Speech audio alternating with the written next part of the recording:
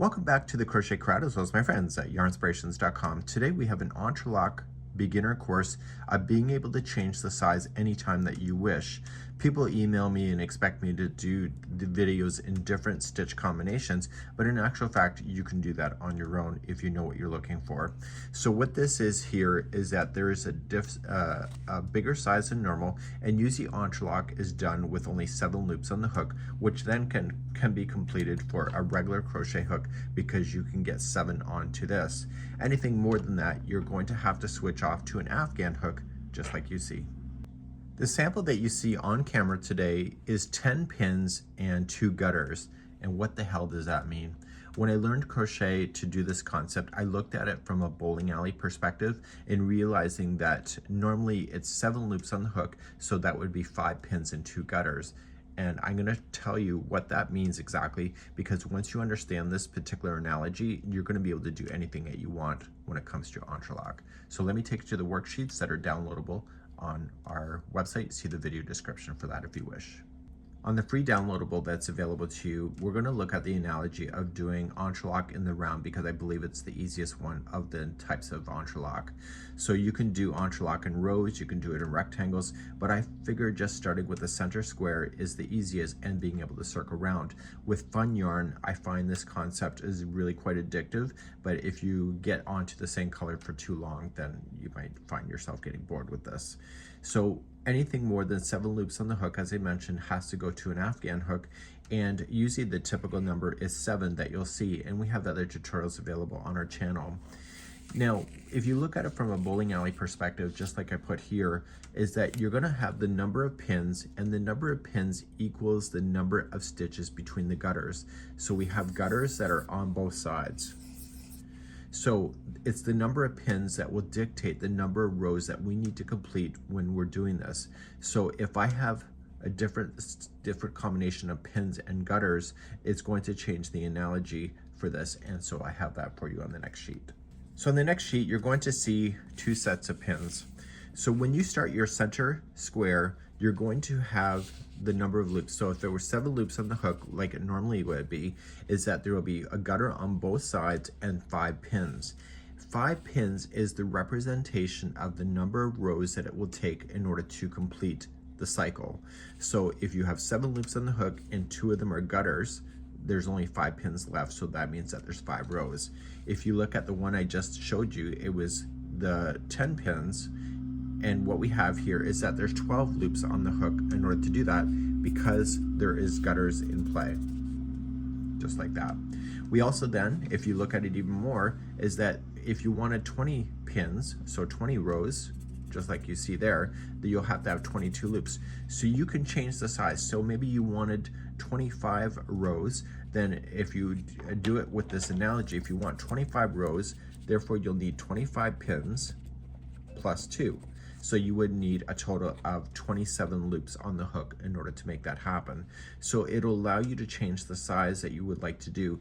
And even if you're doing the reduction at the very end of this, it'll still work out when you're doing the flat edging of this concept. So what does this mean right here? Let's go through that. After the first square is completed, we have the gutters on both sides, but everything else from that will always connect to a neighbor. And so instead of the gutter being on this side, it's still there, but it's being connected to an existing square. So if you have 7 loops on the hook, you're going to have 1 gutter, 5 pins, and then this is the connection spot that you'll create. So you'll still have 7 loops on the hook. So if you had the 12 loops on the hook when you did the center square, you'll still have 12 loops, but this one here is connecting to its neighbor. And so when you look at it from this perspective like this, is that you just have to remember that the last loop is the one that is connecting to an existing square.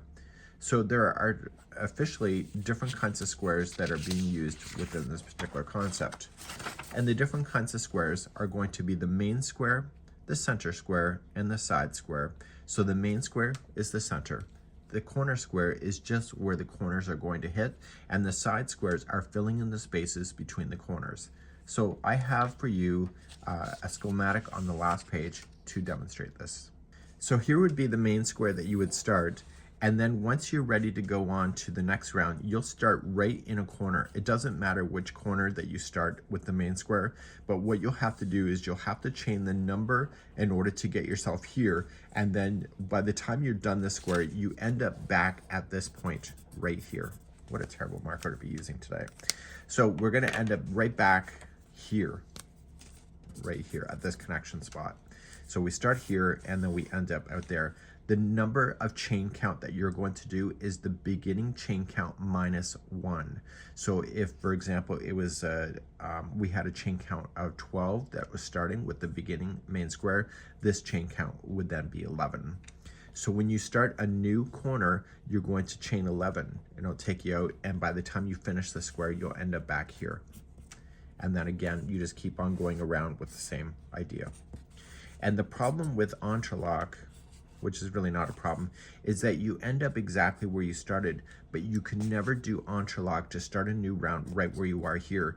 If you try slip stitching yourself to get to this point right here, you're going to notice it on the front end of the project, and it's going to look like shit. So what you would want to do is fasten off here, reconnect here, and then start again. On any of our rounds now, this is your corner square. So if you look at it from a bowling alley perspective right here, this is going to be your corner square. Whenever you hit these on here, and everything that is being filled in between is called the side square. And so you'll start off with a corner and then you'll end up with a side, but you still go in the same rotation in order to make this happen.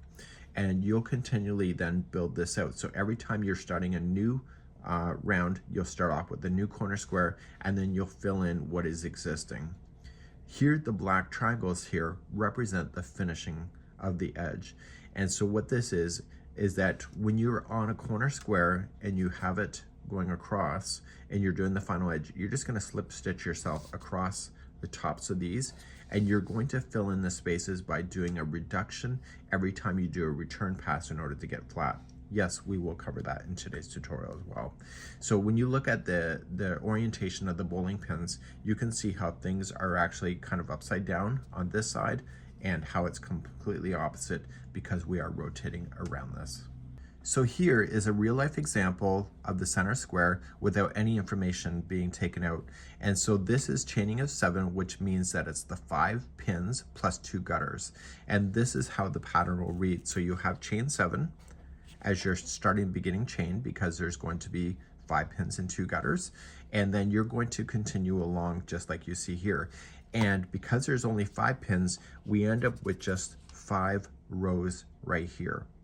So what I've done for you is that in the next few sheets, we're going to customize this, and I left spaces for you to fill in so that you can write your own pattern using the information. So let's write our own custom pattern. So let's decide the number of rows that we want to play with. So let's just say we want 30 rows just for the sake of saying 30. So then we are going to add 2 gutters to that. So we need to add 2. So we're going to have a total of 32. And so this is the loop count and the beginning chain count for the center square. So when you do the main square, we're going to chain the same number of this. So we're going to chain 32. And then we're going to fill in the blank. So I left you hints here in red. It says work across, and it's the number of loops on the hook. Hint, it's the same as the beginning chain count. So there's going to be 32 loops on the hook. So then moving down the pattern, it says for rows 2 to something is going to be this. This is the number of rows that we wanted. So we wanted 30 rows. So 2 to 30 is going to be the amount of instruction that we're going to do.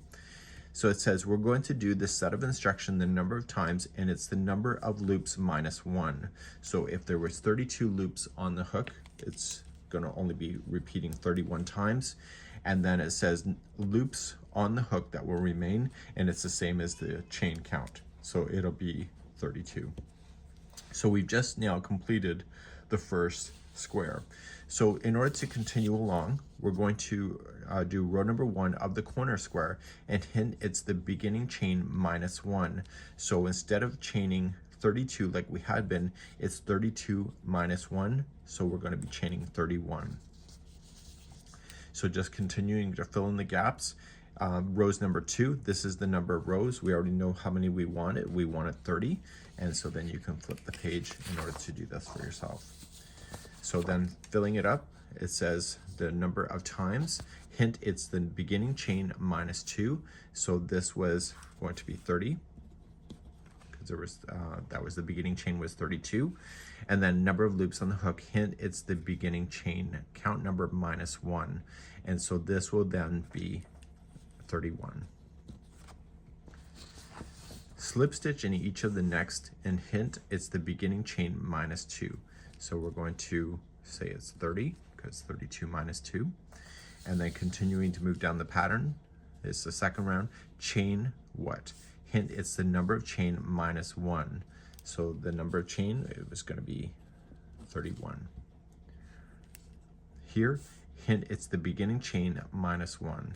So it's going to be 31 loops on the hook, and then we're going to continue along. So continue then to row number 2. Hint, it's the beginning chain count minus 2. So it's going to be 30. So it's the number of rows. And then here it's the beginning chain minus 2. Okay, so it's going to be 30. And then number of loops on the hook. Hint, it's the beginning chain minus 1. So it's going to be 31. Continuing to the next page. For the number of loops, drop the loops. How many times? Hint, it's the number of the beginning chain minus 2. So it's going to be 30.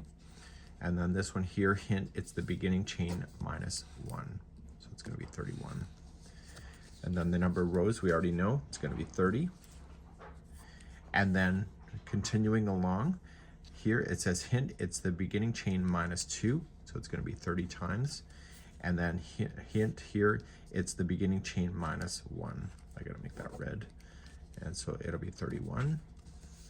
And then slip stitch in each of the next vertical bars. Hint, it's the beginning chain minus 2. So it's going to be 30. And then we just continue along. And then for the final edging that we all have, the number of loops, hint, it's the number, the beginning chain minus 2. So it'll be 30. Number of loops on the hook, hint, it's the beginning chain minus 1. So it's 31. And then we know the number of rows, it's going to be 30. And then the number of times, hint, it's the beginning chain minus 2. So it's going to be 30. And then this one here, loops on the hook, it's the beginning chain minus 1. So it's 31. So what you have now done is you've created a custom pattern that you'll be able to follow, because usually this information is all filled in and then people want custom patterns being able to be done. This is probably the easiest way to do it, is just do it yourself. So we're going to move on in the concept in order to start an example of something like this. So it's been a lot of chitter chatter. We're going to get at her with a real life example, and I'm going to use an Afghan hook that you'll see, and it is a 6.5mm size K Afghan hook, just like you have here. And I need it just to be long enough that I can get a number of stitches on board. So what I want to decide to do for myself is that I need to decide how many rows that I would like to do. So let's just say I'm going to do 12 rows. Okay, and then we need to add 2 more gutters to it. So we're going to add 2. So the secret number then would be 14. So 14 is where we're going to land. And so I'll end up with 12 rows, and then 14 is the beginning chain count. And that's where we're going to start our journey. I am going to be using Karen 1 Pound online, or on camera now. And we're going to start, and we're going to teach you how to do this concept right from the scratch. So we're going to begin with the starting chain count. In my case, I told you I wanted to do 14. So with the slip knot already on the hook, that doesn't count as 1, and you're going to chain the number that you wanted. In my case, it'll be 14. So 1, 2, 3, 4, 5, 6, 7, 8, 9, 10, 11, 12, 13, and 14. Remember, the shrinkage factor is about 20%. So if you think this is really a big square, it's not going to be that big. So let's move on to our instructions to begin the square. We're going to be practicing Tunisian simple stitch for this whole thing. And what we need to do is that we need to go second chain from the hook and get the back hump of the chain. You really do want the back hump because it's going to create a nice finish that you will use when you're circling around the center of the square or any of the squares. So second chain from the hook, 1 and 2, and go into the back loop only. Insert that on, yarn over, pull through, and push down the shaft. And what you're going to do is you're going to collect all of your chains that way. So you go into the next chain, yarn over, pull through, and push. It is easier for doing entrelac if you hold the hook in the middle of the hook because of the balance point. So if you're really heavy this side, the back will want to fall down on you. So you hold your hand back and just let it stay balanced in your hand, and it'll be a lot easier on your hands as well. So you're just going to move along and collect all of your stitches going in the forward pass. So whenever the hook is collecting stitches, that's called the forward pass, and whenever we're releasing stitches off of the hook, it's called the return pass.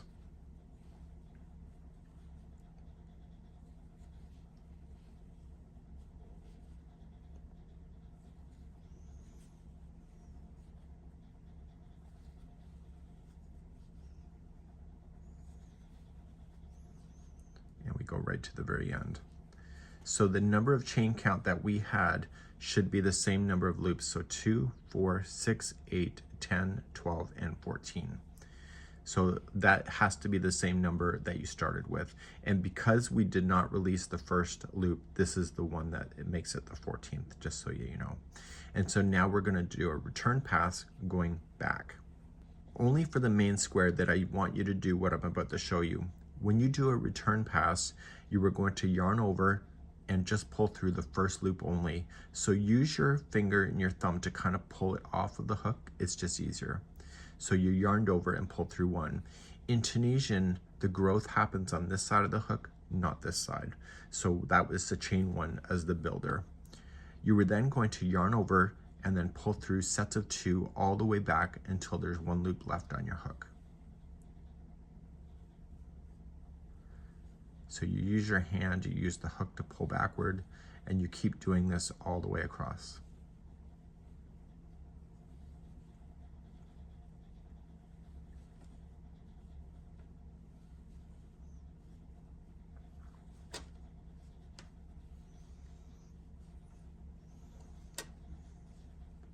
So I'm not going to count the number of stitches when it comes off in this side, but you need to stop once there's 1 loop left on the hook, just like this.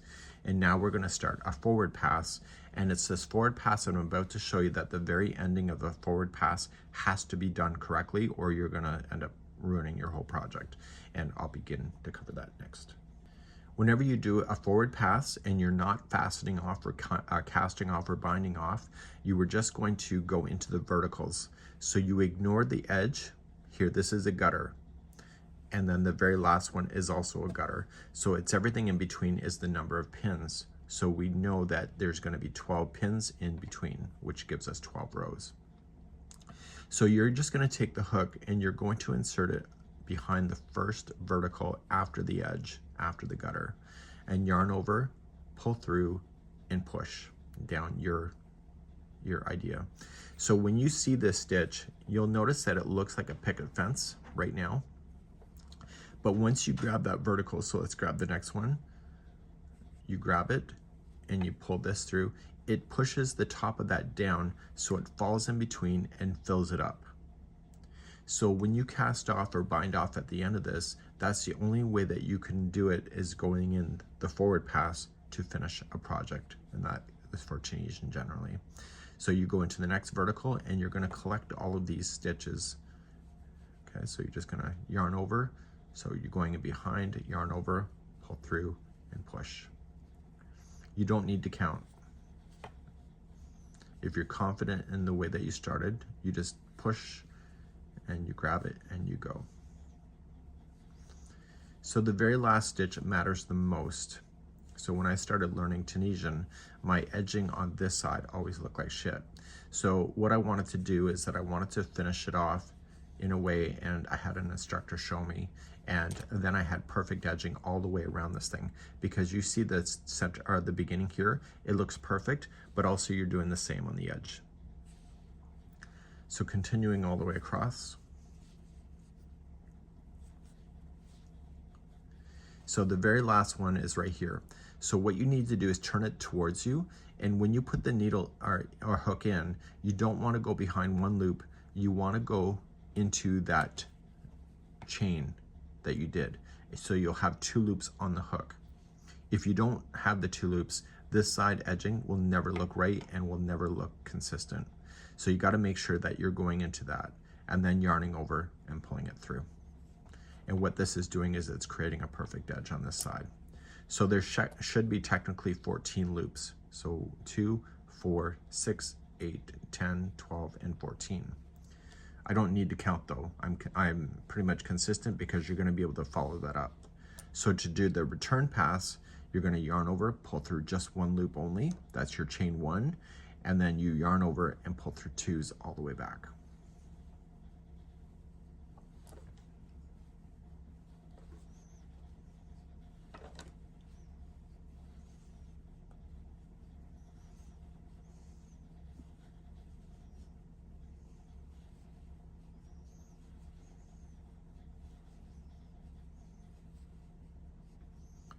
Okay, I'm going to show you the return, or sorry, the forward pass and the return one more time.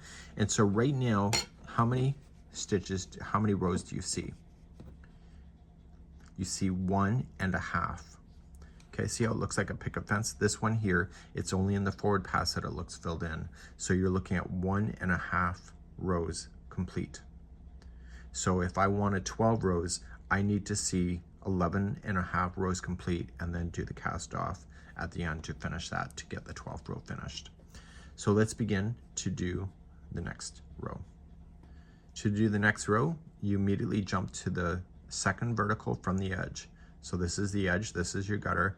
You go to the second one and you yarn over and you push. And you keep doing that, collecting those, and you'll see the magic of how the stitches fall into place and hide the gapping space.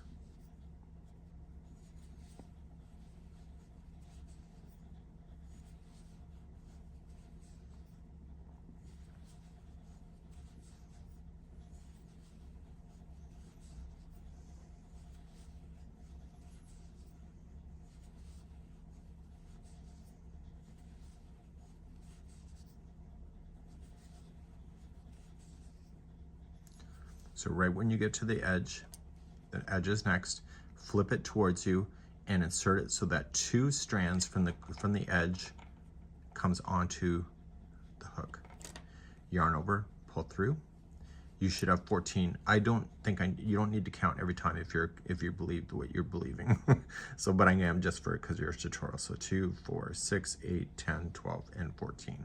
So I don't want to count that every time because I'm going to be able to look at the vertical lines. You will see that this will scroll. That's normal for Tunisian. You just got to do a few more and then it'll ease off just a little bit. Your tension does matter. So to do the return pass, yarn over, just pull through 1 loop only, and then continue to yarn over, pull through 2s all the way back.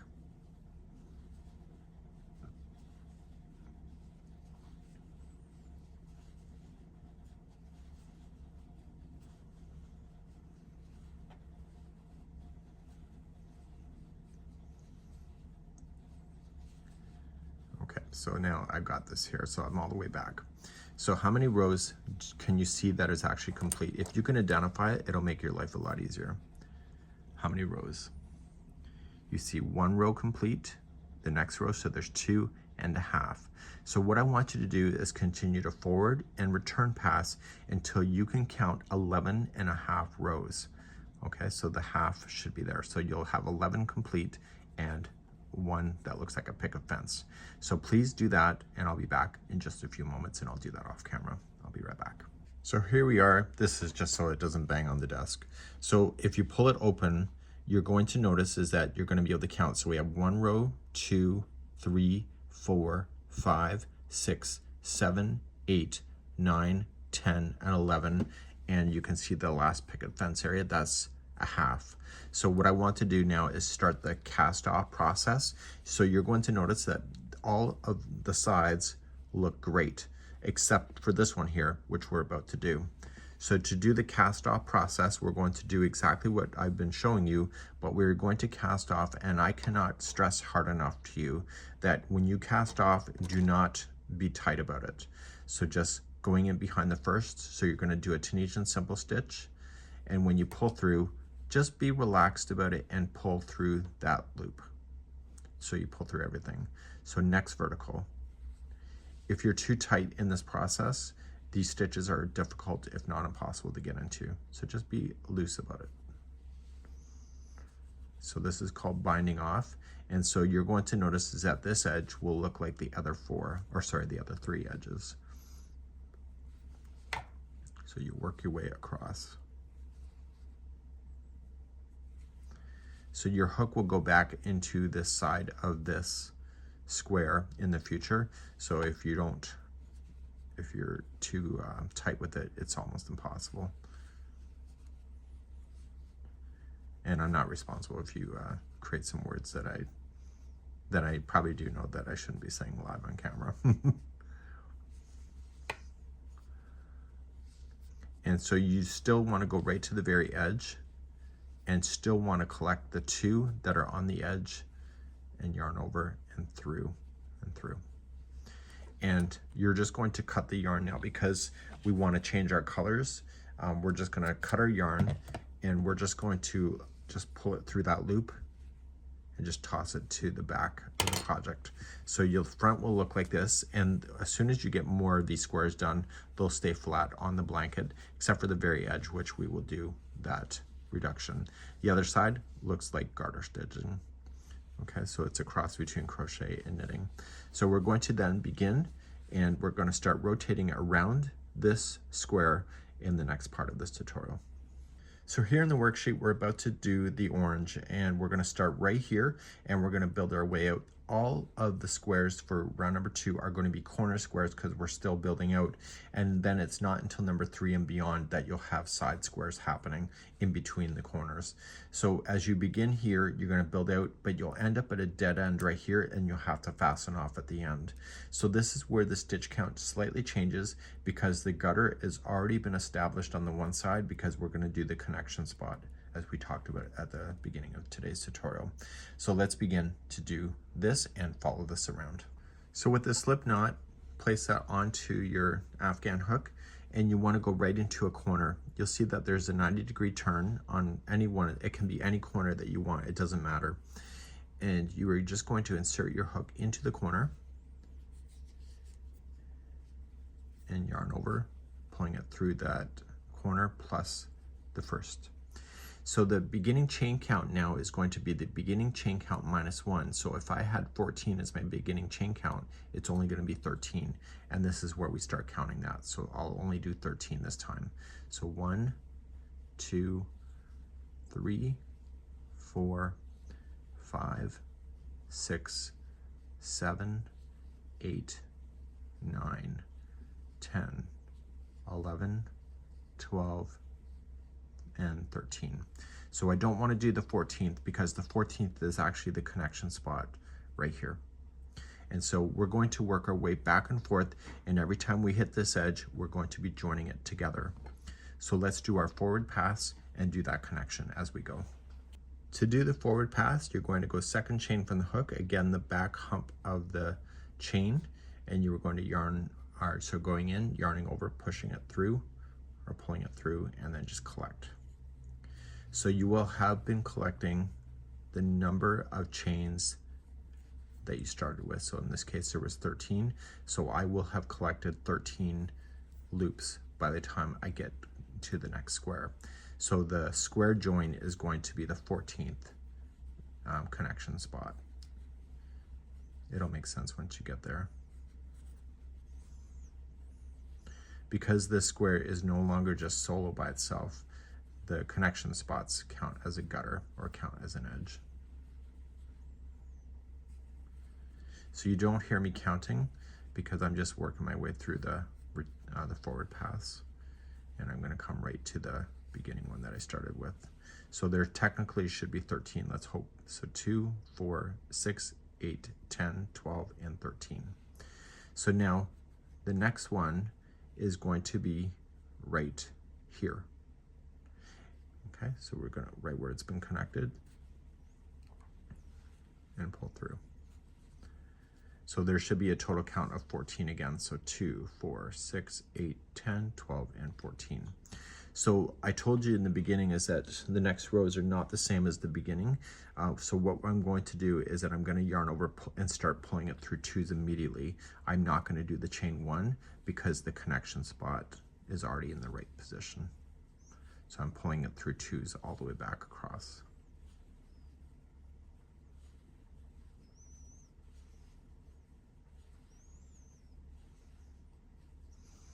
And after a few more rows of this, it'll get more stable with the connection with this guy here. Okay, and you can pull that yarn is a little loose here, so we can just pull that tighter. So to do the forward pass again, it's what you already know, so you're going to do the vertical and start collecting. So there will be 13, so it's the beginning count minus 1, so it'll be 13, and then the 14th, which is the same as the beginning count, will be the connection spot once again. So once you get the first row established, like we already have, this thing gets really easy to do.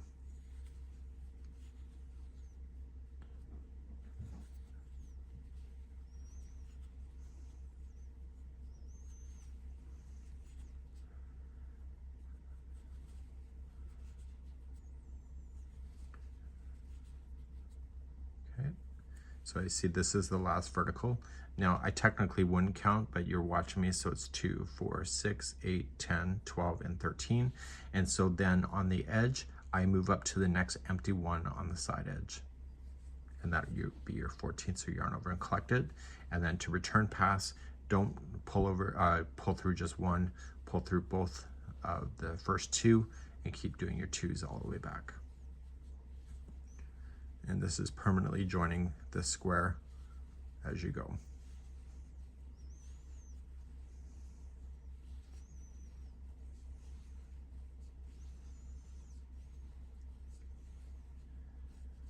Okay, so I'll do a forward again. So you're doing it until you can see, in my case, 11.5 rows done. So in your case, it might be a different number. Somebody did email a few weeks back and they said, well, they want the squares to be bigger because it's less work. I don't think there's any difference, to be honest with you. I think it's all the same. The only difference is more visual than anything. But I don't think less work is the right explanation for that. So you get all your verticals, they'll always line up with each other. I'm not going to count because I'm going to trust myself. And then I move to the next empty one on the side, pull through, and then pull through 2s all the way back. So I'm going to join you when 11.5 rows are completed again, and then we're going to show you what to do. So we're not going to fasten off at the end of this one. We're going to keep moving around the center with the same color, and we don't need to fasten off, we just follow it through. So we'll do that and we'll continue that journey. So I've got pretty close to the top here, and I can count the number of rows completed. So 1, 2, 3, 4, 5, 6, 7, 8, 9, 10, 11 and a half. So I know that I have to do my cast off process to get myself back to right here, which will then take me to the next section of this pattern. So in order to do that, we're going to do the cast off. So behind the vertical, again, be relatively easy about that.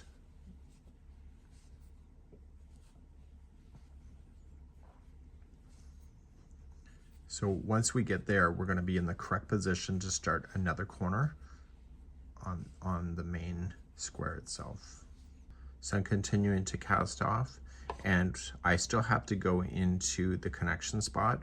And do you see where this is right here? Just connect right there. Okay, that's the very corner, and this will align these 2 squares better, just like that. So you're going to start another corner, just like we started. So you'll chain the beginning chain count -1. So in my case, it's 13. So 1, 2, 3, 4, 5, 6, 7, 8, 9, 10, 11, 12, and 13. And starting second chain from the hook, start doing your forward pass of collecting your stitches.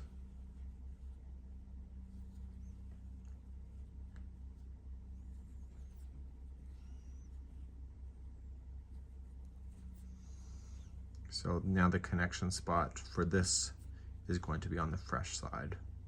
And you're just going to do this all the way around every time you're getting a new fresh side started.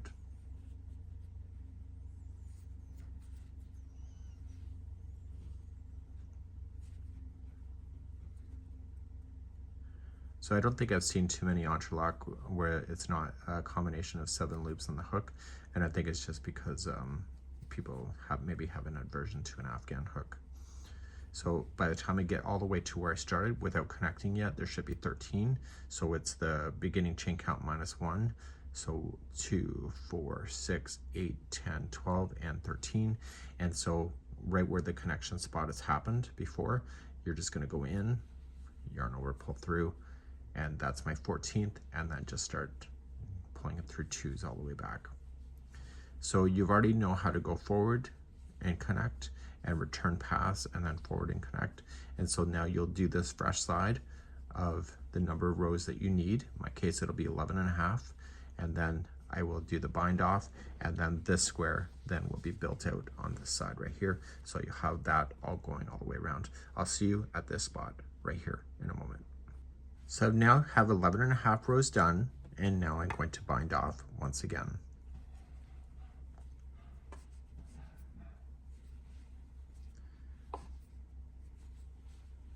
The key is to make sure that when you do the final stitch that goes and connects, that you're in the right position for the next square.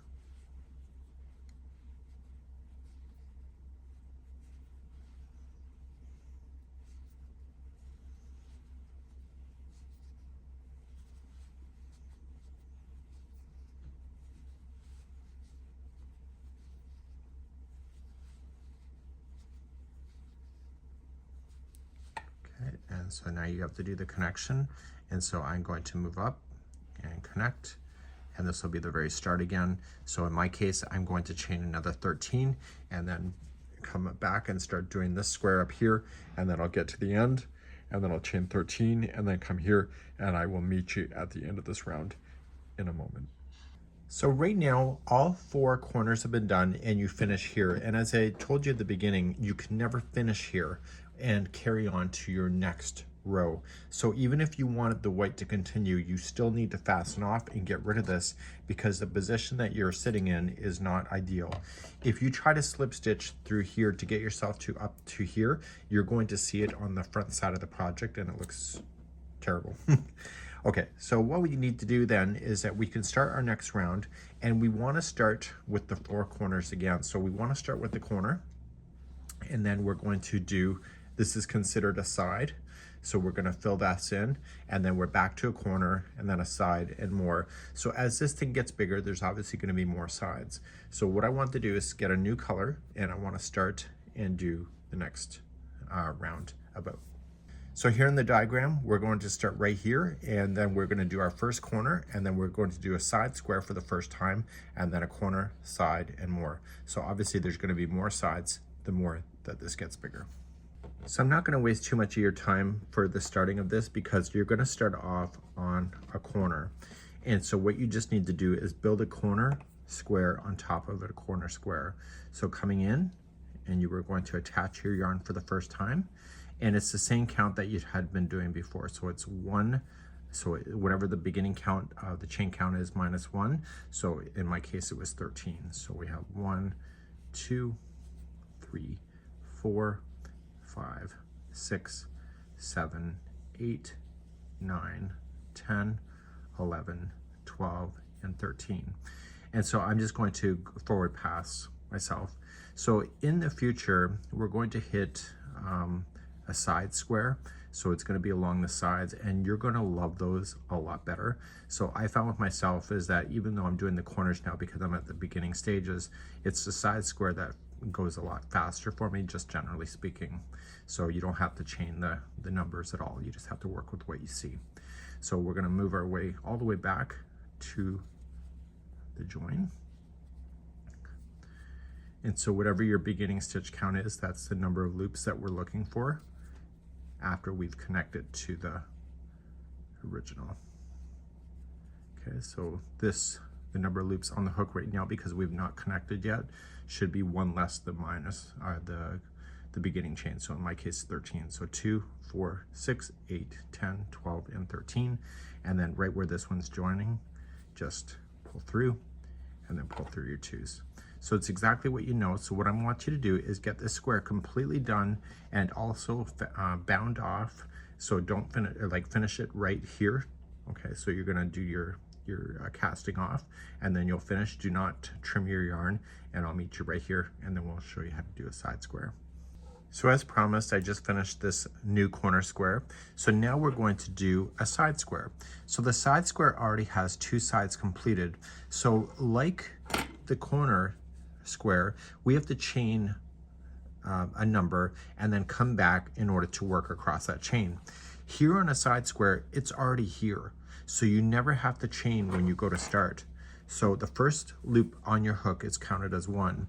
So all you're just going to do, and the reason why we wanted to do a good job on the edging is that we want to use the stitch work to start picking up the stitches. So go into the next one, and you're going to collect the number of stitches you need.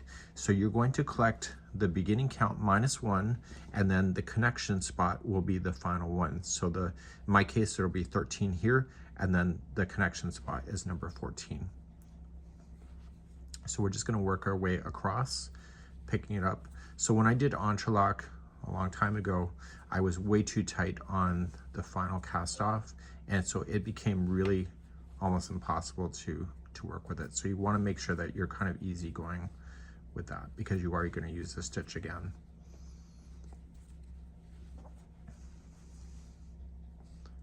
So I'm not counting at all. I'm going to wait till I get closer and see where I am for numbers. So I'm here almost there, so I'm going to count.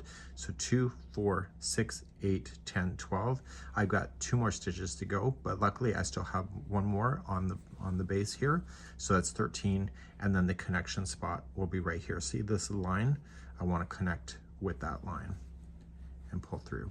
So I end up with my 14 back on here, and then we'll pull through 2s all the way back. So the rest of this square is exactly like doing the corner square. The only difference is that you never started off with the chain. To begin, you started off directly on the side. And so this square is connecting not only to the square underneath it, but also to the square beside it, just like that. So what I want you to do is do the number of rows that you need to get yourself to the top. And in my case, it'll be 11.5 again, and just continue to go across. So you already know how to collect. You know how to grab the next one up just like you did before, and keep on working in that process. I'll be back in a moment. So this square is now complete, and so now I have to fasten my way off. So I got to cast off to get there. So I've already shown you how to do that. Same as before, it's just a different orientation, and meaning that it's just a different type of square. So it's the side square. So I'm going to do this. So you're going to notice at the end of the blanket, if you don't do an edging, this kind of idea rolls. So you would have noticed that if you've been practicing along with me today. And you can let me know in the comments if it rolls, and if it's rolling, that means it's right. And the reason for it is that because we never turn the project around and we always stay on the front side, the roll comes towards you because the tension is on the front of the blanket or the project, whatever you're making today. So when I go out, okay, I go back to the next one here. And because this is a corner square, I have to build up. So you can see that it's not like a side square at all. So I'm going to have to chain my 13 or whatever the beginning chain count is for you, -1, and then you build out this next square, and then you'll end up here. And because you have a V shape like this, you're going to collect the stitches like you did with this one, and you're going to collect here and then join, and then you're going to build it out, and then you'll end up here and do another side or corner square. So this would be how you would do the side squares. So I'm going to go all the way around with this, and I'll be back in a few moments, and I'm going to show you how to do the edging, because you're going to end up with edging that is all missing a section like so, and I'm going to show you how to flatten it off so that it will sit flat for you. Hopefully that's good. I'll be right back in a moment. Welcome to day 2 of filming. So I have come all the way around on this thing and I have circled, and this is the 3rd round. So I have finished off right exactly where I do not need to be to start the new round. So I want to cut this and I'm going to go around again. So you just already know what to do at this point. So you start on a corner. Okay, you start up here, you chain the number that you wanted, and then you come across, and then you come across and do the sides. So now there's 2 side squares, and then you end up back on a corner. So it's a really cool way to be able to grow this thing out. So what you're noticing though is that the ones that are kind of out like this, and this too, I guess, is curled up. So the only way to really finish this off is to fill in the spaces so that it wants to sit flat. And that's going to be the next part of today's tutorial. And it will work out no matter which size square you did, because everything has been equal to each other. And let's show you how to do that. So pick the edge of a corner square. Okay, so you can do here, here, whatever, as long as it's a corner. So you're going to just open it up and you're going to come along the edge. And remember, it's going to look like regular crochet. So you have a choice, so you can join it. Okay, and then just single crochet across or slip stitch. Okay, so we're not going to do anything special to that corner. We're just kind of maintaining it. And then what we need to do is when we get to the end of this this side here, we're going to fill in the spaces here.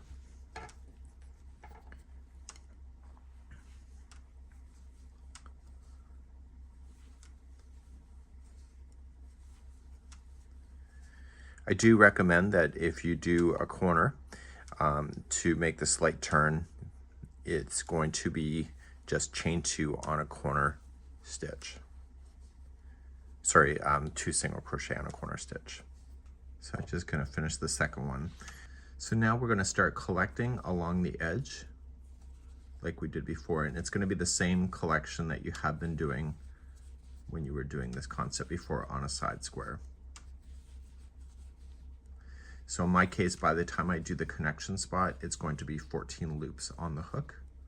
So you're collecting the 13 that are along here, plus then the connection spot equals that extra one. So in my case, it's 14.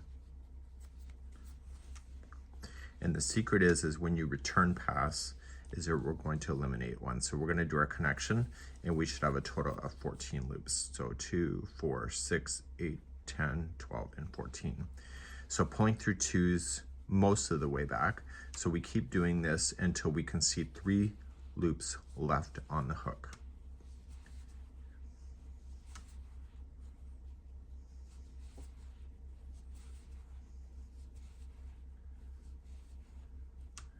Okay, we see 3 loops.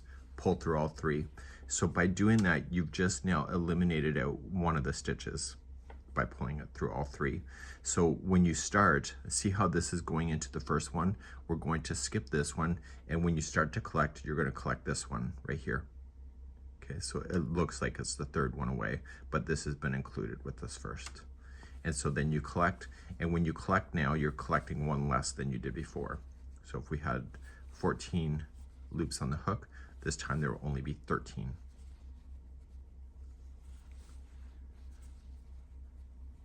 And so we are still going to do the same number of rows. So in my case, it'll be 11 and a half rows, but you'll be able to see that by the time you keep doing this, is that you will literally be at the end of a triangle. Okay, do the next connection spot coming up, and then return pass, pulling through 2s, except for the last 3.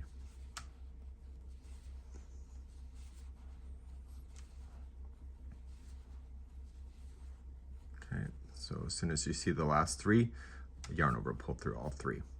So when you start, you're starting right here. So collect forward. And this side here will match the height of the point of this. You see how it's coming across now flat? That's what we're looking for. So what I'm going to do is I'll be back in a few moments. I'm going to do a few more rows. So you're just going to work your way and continue this. and I will be back midway through to show you what it's looking like at that point, and it will get faster and faster. So it's very much like corner to corner, how you start off on the long side and then you get shorter when you're in the center of corner to corner. In this case, you start with long and then each pass gets faster and faster because there's less stitches to work with.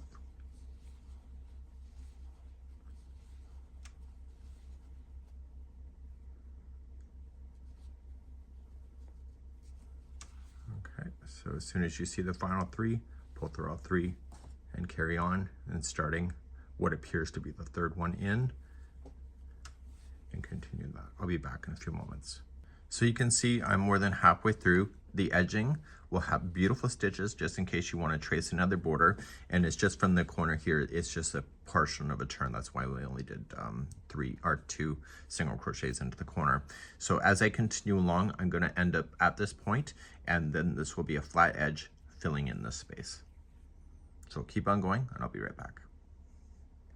I'll finish the rest of this on camera with you. And you're coming all the way.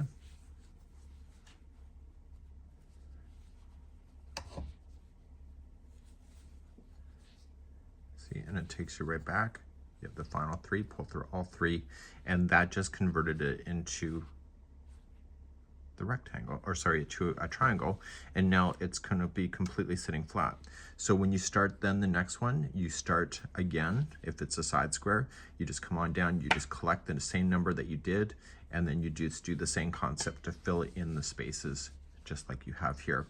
When you finally hit a corner, just in the corner, put in 2 single crochets to turn that corner, either single crochet or slip stitch along there, and then start collecting it again and filling in your triangle spaces just like you have here. And this would be like the perfect way to have a nice ending to your concept. We hope that you've enjoyed today's tutorial. I know it was a big one, and we hope that you have a super day. I didn't even know what to say. We'll see you again soon. Bye-bye.